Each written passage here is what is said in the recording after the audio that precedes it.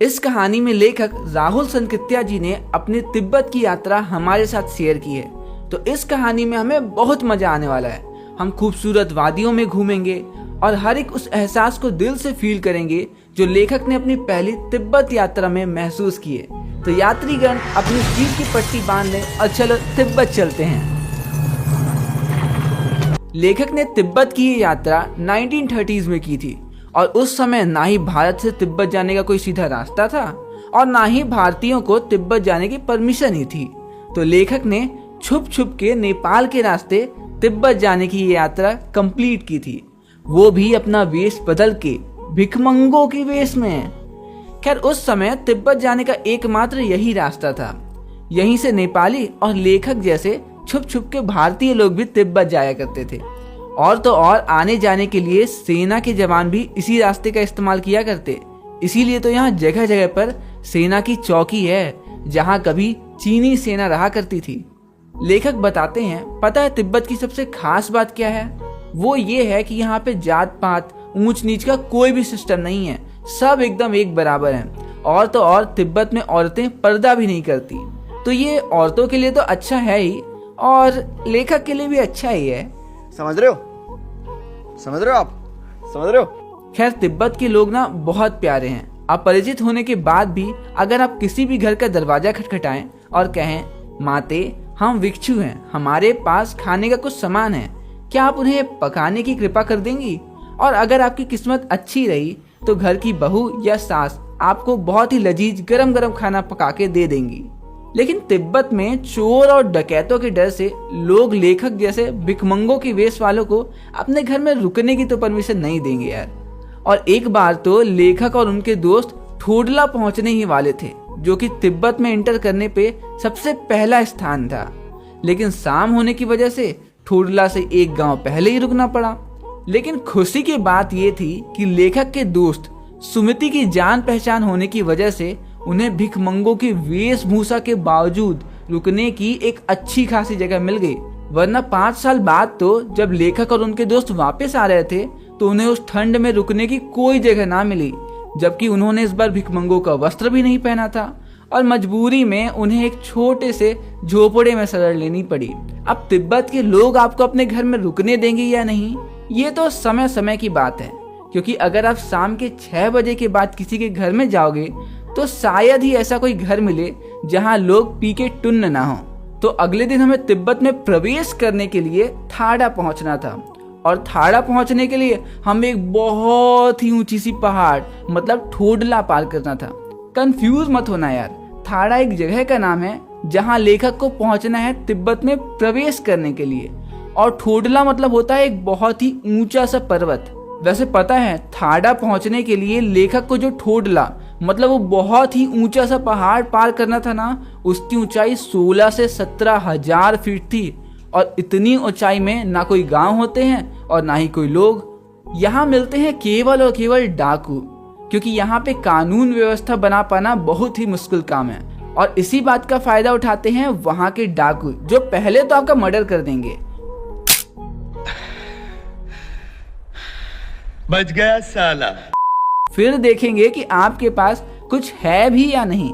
लेकिन लेखक को डाकुओं का तो डर नहीं था। जहां भी कोई डाकू हाथ में बंदूक लिए पास आते दिखता, वहीं अपनी टोपी उतारते, जीभ बाहर करते और शुरू हो जाते, दया करो बाबू दया करो, करोड़ों साल से भूखे हैं, 1 पैसा, बस 1 पैसा दे दो। तो लेखक को डाकुओं का तो डर नहीं था। हाँ, डर था तो 17,000 फीट की उस ऊंचाई का। तो अगले दिन सुबह सुबह थाड़ा ठोडला के लिए लेखक निकल पड़ते हैं। लेकिन उस ऊंचाई को देखते ही लेखक ने अपने दोनों हाथ खड़े कर दिए और अपने दोस्त सुमिति से कहा, देख भाई हमसे ना हो पाएगा, एक काम करो 2 घोड़ा ले लो, कम से कम वो सामान तो उठा ही लेंगे। बहुत ही मुश्किल से कहीं जाकर हमने चढ़ाई पूरी की। और अब क्या, अब तो ढलान थी। अब हम घोड़े में चढ़ गए और झूमते झूमते चलने लगे।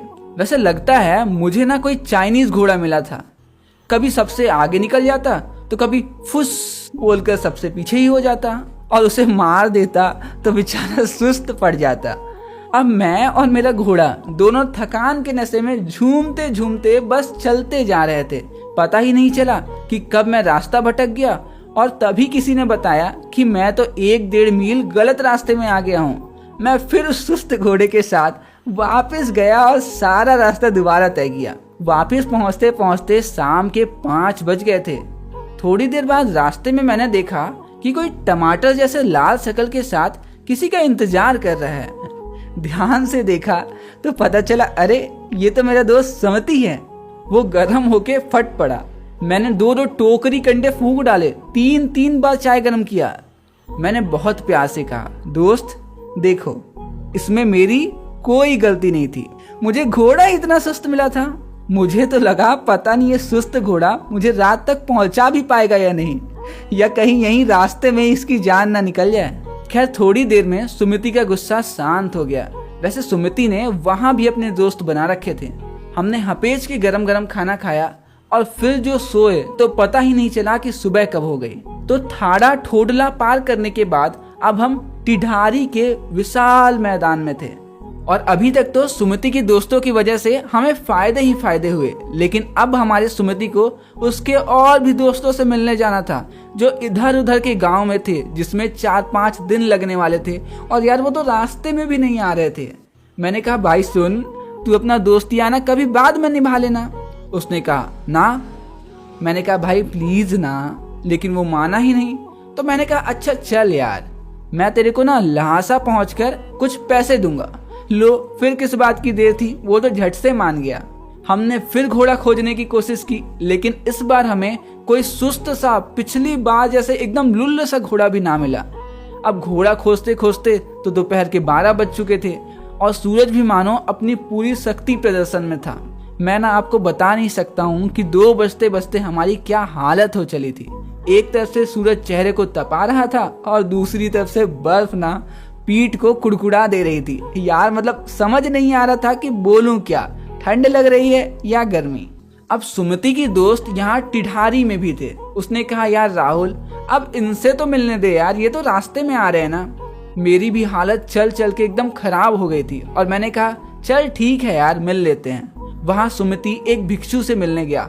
वे बहुत ही अच्छे इंसान थे और हमारे भिखारियों के कपड़े के बावजूद इतनी इज्जत दी, तो मतलब वो तो एकदम महान इंसान ही रहे होंगे। खैर वहां ना एक बहुत ही अच्छा सा मंदिर था। मैं वहां गया तो देखा वहां पे हाथों से लिखी हुई बुद्ध वचन के 103 अनुवादों की किताब थी और मैं उनमें कहीं खो गया।